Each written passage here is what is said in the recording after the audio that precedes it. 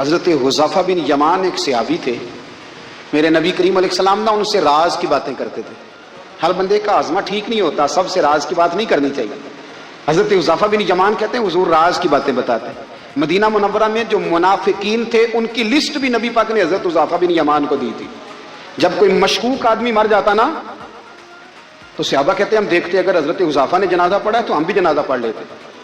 نبی پاک نے بھی کچھ جنازے نہیں پڑھے. ترمذی میں ہے، فرمایا عثمان سے جو بغض رکھے اس کا جنازہ نہیں پڑھیں گے. حضرت حذیفہ بن یمان اگر جنازہ پڑھتے تو لوگ پڑھتے، وہ نہ پڑھتے تو لوگ جنازہ نہ پڑھتے. حضرت حذیفہ بن یمان کہتے ہیں جناب عمر فاروق کی خلافت کے آخری ایام تھے، کچھ دنوں کے بعد وہ شہید ہو گئے. فرماتے آدھی رات کا وقت تھا، میں گھر میں سویا تھا بڑا بے فکر، اچانک میرے دروازے پہ دستک ہوئی، میں گھبرا کے اٹھا، اتنی رات کو کون آیا؟ کہتے ہیں قربان جاؤں، دروازے پہ گیا تو امیر المومنین فاروق اعظم دروازے پہ. میں نے کہا عمر کوئی حکم تھا تو مجھے بلا لیتے. کہنے لگے میں نا امیر بن کے نہیں آیا، تیرا ویر بن کے آیا ہوں. امیر المومنین کی حیثیت سے سرکاری کام سے بلاتا تو وہاں بلاتا، مجھے ایک ذاتی کام پڑ گیا. کہتے میں نے عمر کو گھر کے اندر بلا کے چارپائی پہ بٹھایا. میں نے کہا حضور میں غریب آدمی، میں کیا آپ کے کام آ سکتا ہوں؟ تو کہتے ہیں انہوں نے نا مجھے ساتھ بٹھا لیا، پھر میرا ہاتھ پکڑ لیا. کہنے لگے تو عمر کو جانتا ہے؟ عمر جھوٹ نہیں بولتا. تو جانتا ہے؟ عمر وعدوں کا پکا ہے. کہا حضور جانتا ہوں. کہا میں اس وقت آیا ہوں جب دیکھ بھی کوئی نہیں رہا. حضرت حذیفہ بن یمان کہتے ہیں پریشان ہو گیا، حضور پہلیاں نہ بجھوائے، مہربانی کریں بتائیں کدھر آئے ہیں.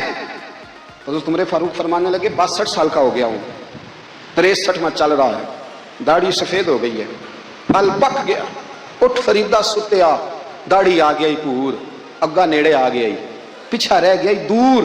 اب قبر اشر کا معاملہ صاف نظر آنے لگا ہے. کہا حضور مجھ سے کیا چاہتے ہیں؟ حضرت عمر رو پڑے. کہنے لگے آج میں عشاء کے بعد نکلا ہوں تو نبی پاک کے صحابہ مجھے نیک کہہ رہے تھے، پھر میں نے بچوں کی ماں سے اور بچوں سے بھی پوچھا ہے، وہ بھی مجھ سے راضی ہیں. پر حذیفہ تیرے ساتھ نبی پاک راز کی باتیں کرتے تھے، سچ بتا کہیں عمر کا نام منافقوں میں شامل تو نہیں؟ سچ بتا ان منافقین میں تو شامل نہیں، کہیں اوپر سے تو نہیں سارا کچھ؟ حضرت حذیفہ بن یمان کہتے ہیں میں باپ کے مرنے پہ اتنا نہیں رویا جتنا عمر کے سوال پہ رویا. میں قدموں میں بیٹھ گیا. میں نے کہا نہیں عمر یہ تو میں نے نہیں سنا، لیکن یہ میں نے نبی پاک سے ضرور سنا ہے کہ میرے بعد اگر کوئی نبی ہوتا تو عمر ابن خطاب ہوتا. یہ میں نے اپنے کانوں سے سنا ہے کہ عمر جس گلی سے گزرے شیطان راستہ بدل جاتا ہے. یہ میں نے اپنے کانوں سے سنا ہے کہ 950 سال حضرت جبریل جناب عمر کی شان بیان کریں تو پھر بھی بیان نہیں ہو سکتا. حضرت عمر فاروق رضی اللہ تعالیٰ عنہ نا باہر والوں کا بھی بڑا سخت حساب کرتے تھے. بڑا ایک گورنر صاحب نے لباس بڑا شاندار پہننا شروع کر دیا تھا تو حضرت عمر نے اتروا کے نا تو انہیں ٹاٹ کا لباس پہنا کے تو اونٹ چرانے کی ڈیوٹی دے دی تھی. اتنا سخت احتساب کرتے. کسائی کی دکان پر بھی 1-2 گھنٹے کھڑے ہوتے تھے. جو آدمی مسلسل 2 دن گوشت خریدتا تھا نا فرماتے تھے اس کا ٹیکس بڑھا دو، لوگوں کو دال نہیں مل رہی اور یہ روز گوشت کھاتا ہے. حضرت فاروق اعظم اس کو جزیہ کہا جاتا تھا، یا کچھ اور معاملات ہوتے تو بڑھا دیتے تھے. مسلسل جو 2 دن آدمی گوشت کھاتا تھا فرماتے تھے مدینے میں غربت ہے، اگر یہ والا نظام تم کرو گے تو غریب لوگ کس کی طرف دیکھیں گے. لیکن اس سے زیادہ بڑھ کر جو ان کی زندگی کا معیار اور سٹیٹس تھا وہ یہ تھا کہ اپنے گھر کا خاص خیال رکھتے، خاص توجہ کرتے. ملک شام سے اور ایران سے کچھ لوگ آپ کی خدمت میں آئے تو وہاں سے کچھ کنیزیں بھی آئیں ان کے بادشاہ کا پیغام لے کے. شاہ ایران کی کنیز کو ملکہ نے کہا کہ نا حضرت عمر کی زوجہ کو دیکھ کے آنا ذرا کس طرح کی ہے. ہمارے ملک میں کیا کہتے ہیں خاتون اول، باقی سارے دونوں میں خاتون اول. ذرا خاتون اول کو دیکھ کے آنا. تو وہ جب آئی نا گھر میں ملنے تو کہا کہ مجھے میری ملکہ نے کہا تھا کہ عمر کی زوجہ سے اہلیہ سے ملاقات کر کے آنا. تو حضرت عمر کی اہلیہ نے نا ایک جوڑا کپڑوں کا دے دیا ملکہ کے لیے اور ایک خوشبو کی شیشی دے دی. اب جب وہ تحفے وہاں گئے تو اس ملکہ نے نا کچھ سونے کا سامان بھیجا، کچھ زیورات بھیجے، کچھ تحائف بھیجے. جب حضرت عمر کے گھر آئے نا وہ خادم لے کے آیا، اس نے کہا جی آپ کی اہلیہ نے تحفے بھیجے تھے. تو جواب میں شاہ ایران کی بیوی نے، یہاں جس ملک کا وہ سفیر تھا انہوں نے بھی یہ بھیجے. تو حضرت عمر فاروق نا وہ تحفے لے کے گھر گئے تو جا کے کہنے لگے اپنی اہلیہ سے یہ تو کب سے تحفے تحائف بھیجنے لگ گئی ہے، یہ کب سے نظام شروع ہو گیا؟ تو کہ حضور تحفہ دینا لینا تو ٹھیک ہے، سنت ہے، محبت بڑھتی ہے، تو یہ کوئی قباحت نہیں، اور میں نے اپنی ذاتی استعمال کے لیے جو چیزیں رکھی تھی وہ میں نے دی ہیں. تو حضرت عمر فاروق رضی اللہ تعالیٰ عنہ فرمانے لگے ہم نے کسی ملک کے ساتھ اور اس کے بادشاہ کے ساتھ ذاتی تعلق نہیں بنانا، تعلق جو بھی بنے گا رسول اللہ کے دین کی برکت سے بنے گا. ذاتی رشتے نہیں ہم نے قائم کرنے، ذاتی آپ کے ملک کی جو ایئر لائن جس کا ہر سال خسارے کا ڈنڈورا پیٹا جاتا ہے نا، وہ ہمارے بادشاہ صاحب اور صدر صاحب اگر غیر ملکیوں کو گھوڑا کبھی بھیجنا ہو نا، گھوڑا، تو پورا ایک جہاز گھوڑا لے کے تحفے میں جاتا ہے، پورا جہاز غریب قوم کا یہ سرمایہ، اور قوم بڑی بادشاہ ہے، لائنوں میں لگ کے ووٹ دیتی ہے۔ دو کام ہمیشہ لائن میں لگ کے کرنے، ایک بل لائن میں لگ کے جمع کرانا ہے اور ایک ووٹ لائن میں لگ کے، تاکہ پھر پورے 5 سال لائن میں ہی لگے رہیں۔ مرضی سے آپ ووٹ دینا، پر جو بات درست ہے اس کو سنو۔ حضرت عمر فاروق رضی اللہ تعالیٰ عنہ نے اپنی اہلیہ سے پوچھا کتنے کا تھا وہ تیرا جوڑا اور خوشبو کی شیشی؟ انہوں نے کہا 3 دینار کی۔ فرمایا یہ 3 دینار تیرے اور باقی جو تحفے آئے ہیں وہ تو خود کہہ، چونکہ اس نے تیرے نام بھیجے ہیں، تو کہہ کہ میں مال غنیمت میں دیتی ہوں، تو کہہ میں مسلمانوں کو کہہ۔ تو زوجہ ہنس پڑی، کہنے لگی میں نام بھی کہوں تو مجھے کہنا تو پڑے گا ہی، کہنا تو میں نے ہے ہی، جو کہ سامنے عمر فاروق ہیں، لہذا فرمایا کہہ دیتی ہوں میں نے دیا خزانے کو۔ حضرت عمر نے جمع کرا لیا۔ میں یہ کیا بات ہے، میرے گھر والے جو مرضی کریں، ان کا معیار زندگی جس طرح کا مرضی ہو۔ اور حضرت عمر ایک جملہ کہا کرتے تھے، اللہ کرے کہ یہ باتیں اس دور حاضر میں ہماری سمجھ میں آئیں۔ حضرت عمر فاروق رضی اللہ تعالیٰ عنہ اپنے بچوں کو فرمایا کرتے تھے کہ بہت آدمی کو بھوک لگی ہو نا، اور پھر اس کی پسند کا کھانا پکا ہو، جتنے شوق سے وہ اس کھانے کو دیکھتا ہے نا، فرمایا اس طرح پوری قوم اپنے بادشاہوں کے خاندان کو دیکھتی ہے، اس تیزی کے ساتھ دیکھتے ہیں کہ ان کے گھر میں کیا ہو رہا ہے، ان کا معیار زندگی کیا ہے، ان کا سٹیٹس کیا ہے۔ آپ کے بچے دونوں کاروبار کے لیے مصر گئے، ایک بہت بڑا قافلہ گیا مدینے سے مصر تجارت کے لیے، تو یہ گئے تجارت کے لیے، تو حضرت عبداللہ ابن عمر، حضرت عبید اللہ ابن عمر، حضرت عمر کے دونوں بیٹے گئے۔ جناب عمر فاروق کے بچے جب وہاں پہنچے تو مصر کے گورنر نے نا لوگوں کو تعارف کرایا کہ یہ عمر فاروق کے بیٹے ہیں۔ ایک چھوٹی سی بات کر دوں، یہ چودھری کے بیٹے کو کون بتاتا ہے کہ تو چودھری کا بیٹا ہے؟ باہر والے بتاتے ہیں، گھر والے۔ اور سیٹھ صاحب کے بیٹے کو کون بتاتا ہے کہ تو سیٹھ صاحب کا بیٹا ہے؟ اور مالک کو کون بتاتا ہے کہ تو مالک کا بیٹا ہے اور یہ کرایہ دار ہے؟ یہ کون بتاتا ہے؟ یہ سوچ ہم دیتے ہیں بچوں کو، چودھری اور کمی کی سوچ، امیر اور غریب کی سوچ، مالک اور کرایہ دار کی سوچ، گھر کے مالک کی اور کام کرنے والے کی سوچ، یہ ہم دیتے ہیں۔ یاد رکھنا یہ ہم دیتے ہیں، یہ ہمارا مزاج ہے، یہ باہر سے نہیں آتی۔ تو کوئی شہزادہ ہے، تو سیٹھ ہے، تو نواب ہے، یہ سوچ باہر سے نہیں آتی، یہ اماں سوچ دیتی ہے، اماں، یہ ابا سوچ دیتا ہے۔ اور پھر جب تباہی اترتی ہے تو اس کے ذمہ دار بھی باہر والے نہیں ہوتے، گھر والے ہوتے ہیں، گھر والے۔ ہمارے بچوں کی طبیعتوں پر زیادہ نقش باہر والوں کا نہیں ہوتا، گھر والوں کا ہوتا ہے، یاد رکھیے گا۔ حضرت عمر فاروق رضی اللہ، بچے ہیں، شہزادے ہیں، وہ کاروبار کرنے گئے اور وہاں بتایا گورنر صاحب نے کہ یہ فاروق اعظم کے بچے امیر المومنین کے۔ لوگوں نے ان سے زیادہ مال خریدا، تجارت میں زیادہ نفع ہوا، ظاہر ہے کہ وہ آپ کے جو اللہ خیر کرے حکمران ہیں، ان کے کاروبار کتنے ملکوں میں ہیں، کس بنیاد پر ہیں؟ وہ صرف اس بنیاد پر کہ وہ حکمران رہے، ان کے لیے آسان تھا بڑے لوگوں سے تعلقات بنانا۔ حضرت عمر فاروق رضی اللہ تعالیٰ عنہ کے بچے ڈھیروں مال کما کے جب واپس آئے نا، تو حضرت عمر سے آ کے بچوں نے بطور محبت کا، ابا جی اللہ نے بڑا ہی فضل کیا ہے، بڑا مال کمایا الحمدللہ، یہ دیکھیں کتنا نوازا ہے۔ تو حضرت عمر کہنے لگے سارے قافلے نے اتنا ہی کمایا ہے؟ سارے قافلے نے اتنا ہی کمایا ہے؟ حضور نہیں، سارے قافلے نے اتنا نہیں کمایا، سب کو اتنا نہیں ملا۔ وہ تو وہاں گورنر صاحب نے لوگوں کو تعارف کرایا تھا کہ یہ عمر کے بچے ہیں، تو لوگوں نے پھر ہم سے بڑا ہی خریدا۔ تو حضرت عمر فرمانے لگے ٹھیک ہو گیا، میں بات سمجھ گیا ہوں، اس طرح کرو جو تمہاری اصل زر تھی نا، جو راز تھی، وہ رکھ لو اور باقی سارا مال مال خزانہ میں جمع کرا دو، اس لیے کہ یہ تم نے تجارت نہیں کی، یہ تم نے اپنے باپ کا نام بیچا ہے، یہ تم نے امیر المومنین کے بیٹے ہونے کا فائدہ اٹھایا ہے۔ فرمایا یہ تمہارا نہیں حق، یہ مسلمانوں کا ہے، اس لیے کہ یہ مال تم نے محنت سے نہیں کمایا، یہ باپ کی کرسی کا فائدہ اٹھایا ہے۔ اور فرمایا اگر تم نے مال جمع نہ کرایا تو میں مال بھی لے لوں گا زبردستی اور کوڑے بھی ماروں گا، ڈبل سلا دوں گا، مرضی سے جمع کراؤ گے تو کوڑوں سے بچ جاؤ گے۔ بڑے بیٹے نے تو جمع کرا دیا، تو چھوٹا تھوڑا پریشان ہوا۔ حضرت عبداللہ ابن عمر چھوٹے بھائی کا ماتھا چوم کے کہنے لگے بیٹے چپ کر کے جمع کرا، یہاں بھی فخر کر کے ہم عمر کے بیٹے ہیں اور قیامت میں بھی فخر کریں گے کہ ہم فاروق اعظم کے بیٹے ہیں، یہاں بھی ناز کریں گے اور وہاں بھی ناز کریں گے کہ عمر کے بچے ہیں۔ ہمارے باپ نے خود بھی حلال ہی کھایا ہے، اور جب ہماری کمانے کی باری آئی ہے تو ہمیں حکم بھی حلال کھانے کا دیا۔ بھائی ہمارا مزاج نہیں، بچہ جب لے کے آتا ہے 2 لاکھ روپیہ تو کبھی پوچھے کہاں سے آیا ہے؟ جب وہ پہلے دن غلط دوستوں کے پاس جا کے بیٹھتا ہے تو کبھی نکالا ہے گھر سے اسے؟ یہ بہت سارے خمیازے ہمیں اس لیے بھگتنے پڑتے ہیں کہ ہم ابتدا میں سوراخ بند نہیں کرتے، جب اس میں شگاف پڑ جاتا ہے، سیلاب آتا ہے تو ہمیں ہوش آتی ہے۔ حضرت عمر نے اپنے گھر میں نگرانی رکھی، کڑی نگرانی۔ زیادہ نماز گھر میں پڑھتے تھے حضرت عمر، نفلی نمازیں زیادہ کیوں بلا؟ میرے صاحب مجھے حکم دیتے تھے کہ فرض نماز کے علاوہ نمازیں گھر میں پڑھنا، بچوں کو عادت پڑے گی، ذوق پیدا ہوگا، ان کو پتہ چلے گا کہ ہمارے گھر میں 5 وقت کوئی اور کام بھی ہوتا ہے۔ بھائی یاد رکھیں کہ آپ نے اگر سجدہ کرنا ہے تو بچہ لیٹ جائے گا، اسے پتہ کوئی نہیں سجدہ کیا ہے، لیکن جب گھر میں کبھی قرآن ابا جی کھول لینا، میں اکثر کہتا ہوں جب ابا جی کا موڈ بن جانا لیکچر دینے کا، وہ گھر میں شروع ہو جاتے ہیں، کہتے ہیں آپ لوگ نماز نہیں پڑھتے اس لیے میرے کاروبار میں برکت کوئی نہیں، تم سویرے قرآن پاک نہیں کھولتے تو میں تباہ ہو گیا ہوں۔ تو میاں آپ نے کب گھر میں قرآن پاک کھولا تھا؟ آپ نے کب نماز پڑھی؟ آپ نے کب گھر کے اندر اللہ رسول کا ذکر کیا تھا؟ آپ نے کب حدیث چھیڑی؟ آپ نے بھی تو گھر کے اندر جب بھی آپ آئے ہیں تو آپ نے وہی کچھ کیا جو دنیا دار کرتے ہیں۔ آپ بھی تو اپنا موبائل لے کے الگ کونے میں بیٹھ گئے، آپ نے بھی تو کہا ہے کہ اب تمہارے چینل ختم، اب میری مرضی والا چلے گا۔ تو جو آپ نے کیا ہے بچے بھی وہی کام کریں گے۔ آپ نے بھی گپ شپ لگائی ہے تو وہ بھی لگا رہے ہیں۔ یہ سمجھ لیں جو کام آپ کریں گے آپ اپنے بچوں کی سیرت میں اس کا جلوہ دیکھ لیں گے۔ بڑی پکی سی بات ہے کہ آپ کو بچے کی عادتیں دیکھ کے سمجھ آ جائے گی کہ میں بھی یہی کرتا تھا اور یہ بھی۔ حضرت عمر فاروق رضی اللہ تعالیٰ عنہ وصال فرما گئے، تو آپ کے وصال کے بعد حضرت عثمان غنی رضی اللہ تعالیٰ عنہ نے آپ کی ایک بیوہ سے نکاح کیا، حضرت عمر کی ایک بیوہ سے۔ جب وہ آپ کے نکاح میں آئی تو کہنے لگی حضرت عثمان غنی سے کہ حضور نہ تو میں خوبصورت ہوں اور نہ میں جوان ہوں، نہ آپ کی کوئی خدمت کر سکتی ہوں، میرے ساتھ نکاح کرنا سمجھ میں نہیں آیا۔ کیا شاندار جواب دیا حضرت عثمان غنی نے، کیا خوبصورت جواب دیا۔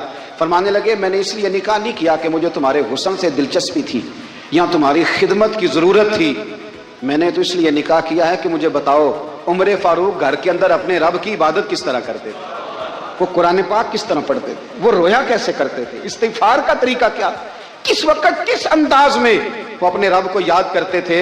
اس لیے کہ عمر کئی دفعہ گھر سے آتا تھا تو میں اس کے چہرے پر نور دیکھا کرتا تھا، میں روشنی دیکھتا تھا، ایک معیار دیکھتا تھا۔ نکاح اس لیے کیا ہے کہ مجھے عمر کی جو گھر کے اندر کی عبادت ہے اس سے آگاہ کرو، تاکہ عثمان غنی بھی چاہتے ہیں اس طرح کے عمل کرو جس طرح کے عمر فاروق کر کے گئے۔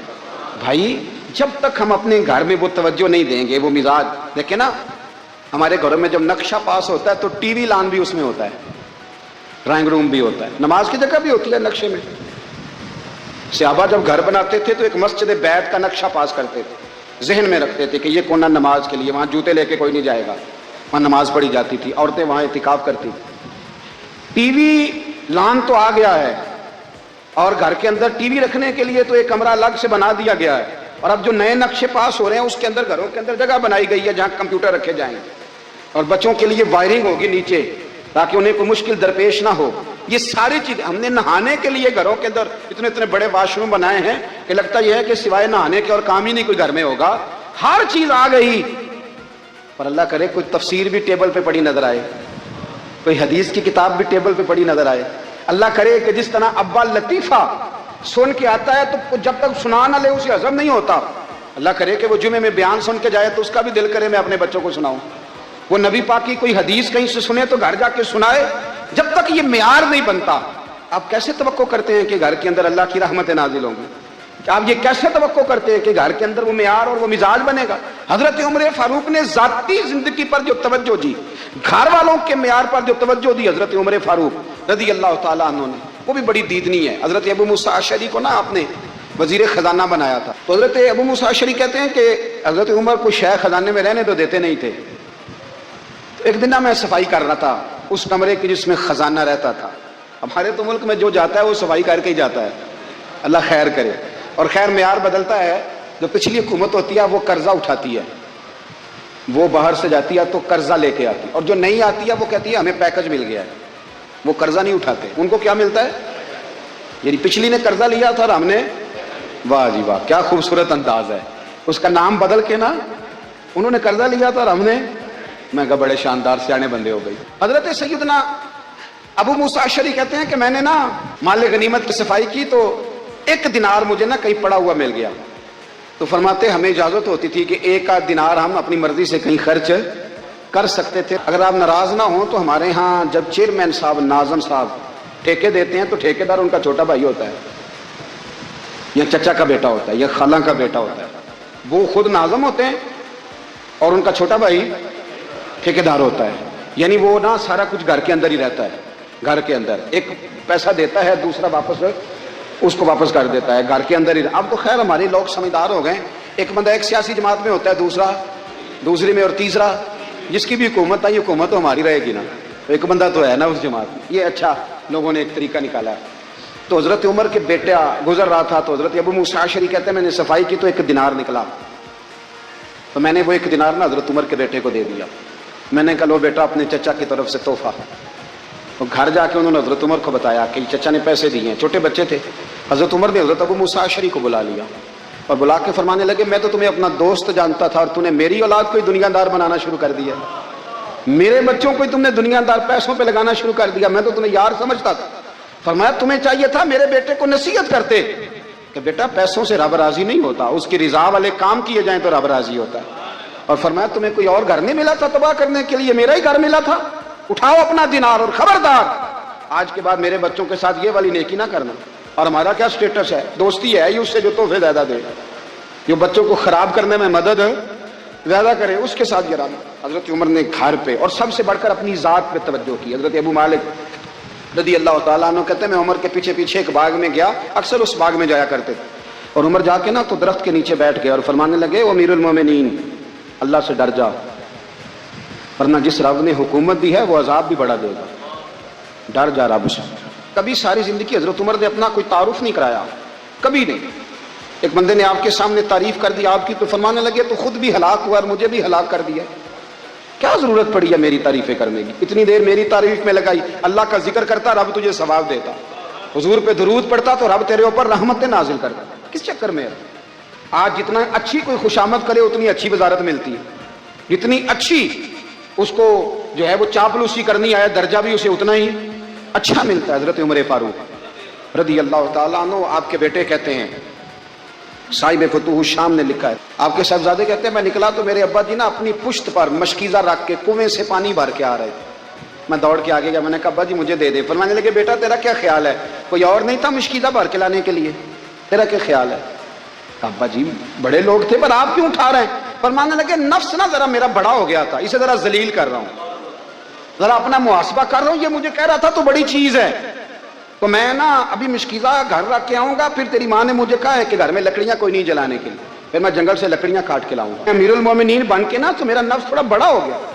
अब यकीन करें हमारा आजमा खराब हो जाता है जब तक हमारा तारुफ सही ना हो, हमारा तारुफ ठीक ना हो, मैं ये होता हूं मैं वो होता हूं, छोड़ मिट्टी देते मिट्टी रहना ही, मिट्टी देते मिट्टी देते मिट्टी रहना ही, एवी कदी बल्ले बल्ले अज मिट्टी दे उत्ते बंदिया ते कल मिट्टी दे थल्ले, मिट्टी देते मिट्टी रहना ही कदी बल्ले। मुझे पूछ लो, मुझे जान लो, मेरा नाम ले लो, मैं भी आया हूं, मैं भी होता हूं, मेरा भी ये तज़किरा है। जिसको अपना तारुफ कराना पड़ गया उससे भी ज्यादा कमजोर कोई है, फोटो में दिखाता फिरता है फलाने के साथ फोटो फलाने, तो कमजोर बंदा ये काम कर। हजरत उमर फारूक अल्लाह अकबर, हजरत उमर जैसा बंदा 24 लाख मुरब्बा मील का हुक्मरान, और शाह रूम को खत लिख के कहता है मैं मिन्नत नहीं करता मैं हुक्म देता हूं, ना तगड़ा बंदा। जंगे कादसिया के लिए हजरत साद बिन नबी वकास को भेजा, फतूह शाम पढ़ के देखें। हजरत उमर बड़े परेशान हैं, इतने दिन हो गए कोई रिपोर्ट ही नहीं आई, अब तो मोबाइल है ना, तो एक एक मिनट की रिपोर्ट लें आप, बल्कि आप एक मिनट की फोटो लें आप, रिपोर्ट तो दूर रह गई। हजरत उमर फारूक रदी अल्लाह तआला अन्हु बड़े परेशान है कि कादसिया में हजरत साद बिन नबी वकास के साथ लोग जिहाद करने गए, रिपोर्ट कोई नहीं आ रही। इतने परेशान थे कि बाहर निकल के ना उस रास्ते पे बैठ जाते जो रास्ता कादसिया की तरफ से आता था, जो भी आता जाता पूछते जंग के क्या हालात हैं। उधर जब अल्लाह ने फतह दे दी ना तो हजरत साद बिन नबी वकास रदी अल्लाह तआला अन्हु ने ना एक कासिद को खत दे के भेजा, कहने लगे उमर के पास जाओ, उन्हें इत्तला दो कि अल्हम्दुलिल्लाह अल्लाह ने इस्लाम को फतह अता कर दी। ये हजरत उमर को जाके देना, वो बड़े परेशान होंगे। वो जो उस जमाने में इस तरह होता था कि कई दूर दूर से सहाबा जो दूसरे शहरों के मुल्कों के रहने वाले होते थे वो भी आके शामिल हो जाते थे जिहाद में। कोई एक दफा मदीने आया, कोई 2 दफा आया, फिर अपने अपने इलाकों में। बहुत सारे लोगों ने ज्यादा दफा हजरत उमर को देखा भी नहीं था। वो जो कासिद खत लेके आया था ना, उसने एक आध दफा देखा था, हजरत उमर बूढ़े हो गए, वो पहचानता नहीं था। उधर से वो खत लेके आ गया, हजरत उमर मदीने से बाहर निकल के उस रोड पे बैठे थे जो कादसिया से आता था। जब वो उस आदमी को आते देखा तो हजरत उमर उठ के खड़े हो गए, फरमाने लगे कादसिया से आ रहे हो? वो क्या कहता है, फटे पुराने कपड़े, टूटे हुए जूते, सर पे पुरानी पगड़ी, कहने लगे गुलाम मदीने के रहने वाले हो? حضرت عمر کہنے لگے ہاں مدینے کا ہوں. کہا میں قادسیہ سے آیا ہوں, الحمدللہ اللہ نے اسلام کو فتح دے دی ہے, الحمدللہ کفر کی کمر ٹوٹ گئی ہے. اس نے یہ بات کر کے تو گھوڑے کو ایڑی لگائی, گھوڑا دوڑنے لگا مدینے کے. حضرت عمر بھی ساتھ ساتھ دوڑ رہے. فرمانے لگے اچھا بتاؤ خالد بن ولید کا کیا حال ہے. تھوڑا آگے جا کے فرمانے لگے اسامہ بن زید کیسے ہے. وہ کہتے ٹھیک ہے. پھر اس نے اور گھوڑا, عمر ساتھ ساتھ دوڑ رہے ہیں, ساتھ ساتھ. 24 لاکھ مربع میل کا حکمران, ایک جوتا پیر سے نکل گیا, عمر دوڑ رہے ہیں. آگے جا کے پوچھتے ہیں سعد بن ابی وقاص کا کیا حال ہے. تو حضور وہ بھی ٹھیک ہے. کتنے لوگ میرے شہید ہو گئے مسلمانوں میں سے. کہنے لگا صحیح گنتی کا نہیں پتا, یہ لفظ ادا ہوتے ہوتے مدینے کی سرحد آ گئی. لوگوں نے عمر کو گھوڑے کے ساتھ دوڑتے دیکھا تو کہا امیر المومنین کیوں دوڑ رہے ہیں. وہ غلام چھلانگ لگا کے نیچے آیا, قدموں میں بیٹھ گیا. کہنے لگا حضور آپ نے بتایا ہی نہیں آپ امیر المومنین ہیں. آپ فرمانے لگے کیا بتاتا, میں تو اونٹ چلانے والے کا پتر ہوں, کیا بتاتا. وہ عمر ہوں جس نے اپنے گناہوں کا حساب دینا ہے, کیا بتاتا. جو سعد بن ابی وقاص کو جہاد پہ بھیج کے خود بزدلوں کی طرح گھر میں بیٹھا ہے, کیا بتاتا. کوئی حیثیت نہیں, کوئی تار. تو نے اچھا کیا, تو مجاہد تھا, مجھے ساتھ ساتھ دوڑایا, تو نے اچھا کیا. جتنے لوگ تھے چیخے مار کے رونے لگے. حضرت فاروق اعظم سے کہنے لگے عمر جب تک تیرے جلوے رہیں گے اللہ کامیابیاں ہی عطا فرمائے گا, جب تک تیرا رنگ رہے گا اللہ تعالیٰ نوازتا ہی رہے گا. کچھ نہیں کبھی اپنا آپ ظاہر ہی نہیں کیا. بہت بڑے تھے, بہت بڑے تھے حضرت عمر, بڑے تھے. حضرت ابو رافع غلام تھے, قرآن پاک بڑا سونا پڑھتے تھے. حضرت عمر جب بھی انہیں ملتے کہتے ابو رافع تو عمر سے اچھا ہے, قرآن بڑا شاندار پڑھتا ہے. تو وہ کہتے حضور اگر میں قرآن صحیح پڑھتا ہوں تو آپ کو قرآن کی تشریح زیادہ صحیح آتی ہے, آپ بھی تو مجھ سے افضل ہیں. تو آپ فرماتے نہیں پھر بھی تو مجھ سے افضل ہے. کیوں؟ اس لیے کہ تو اپنے آقا کی نوکری بھی ٹھیک کرتا ہے اور رب کی عبادت بھی ٹھیک کرتا ہے, اور مجھے خالی صرف عبادت کرنی ہوتی ہے وہ بھی ٹھیک نہیں کر پاتا. ساری زندگی اپنا محاسبہ, ساری زندگی اپنے گرے